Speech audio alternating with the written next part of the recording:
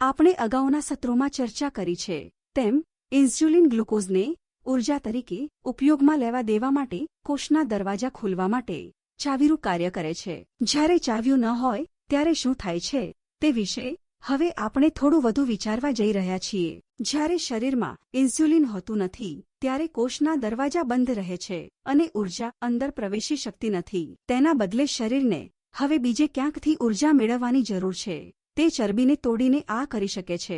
જો કે આ પણ કામ કરતું નથી અને તમે કેટોનેસ નામની નકામી વસ્તુ બનાવી શકો છો. ઇન્સ્યુલિન વિના તેમજ કેટોનનું ઉત્પાદન વધે છે, તમારા લોહીમાં ગ્લુકોઝ પણ વધે છે અને પછી તમારા ઝીણામાં છલકાઈ શકે છે. જેમ તે આમ કરે છે તેમ તે તેની સાથે વધુ પાણી લે છે અને તમારે વધુ વખત ઝીણું ખાવાની જરૂર પડે છે. આનાથી તમને તરસ લાગશે કારણ કે તમારું શરીર ખોવાયેલા પાણીને બદલવાનો પ્રયાસ કરશે અને આખરે ઇન્સ્યુલિન વિના તમે શુષ્ક અને નિર્જલીકૃત થઈ જશો.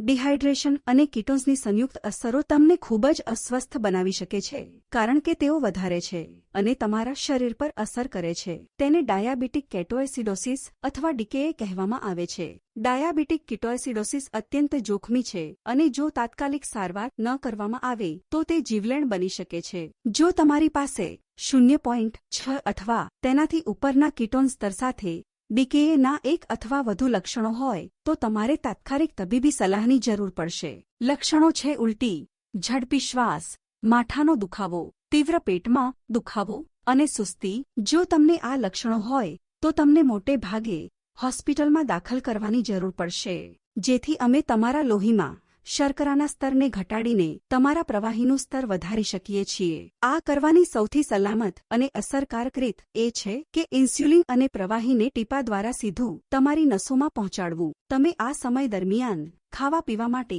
સમર્થ હશો નહીં અને તમારે થોડા દિવસો માટે હોસ્પિટલમાં રહેવાની જરૂર પડી શકે છે જેથી ટીમ તમારી પ્રગતિ પર નજર રાખી શકે. તે જરૂરી છે કે તમારે ઉચ્ચ કીટોન્સની હાજરીમાં 14 થી ઉપરના ઉચ્ચ ગ્લુકોઝ સ્તરને ક્યારેય અવગણવું જોઈએ નહીં. અસ્વસ્થતા હોવા છતાં પણ તમારે તમારું ઇન્સ્યુલિન ક્યારેય બંધ ન કરવું જોઈએ. તે પણ મહત્વનું છે.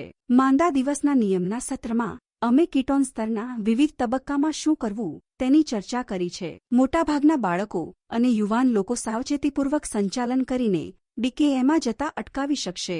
નિયમિત બ્લડ ગ્લુકોઝ મોનિટરિંગ અને ઇન્સ્યુલિન ઇન્જેક્શન. જો તમે ચિંતિત હોવ તો તમારે કોને કોલ કરવાની જરૂર છે તે માટે તમારી ડાયાબિટીસ ટીમ તમને સંપર્ક વિગતો આપશે.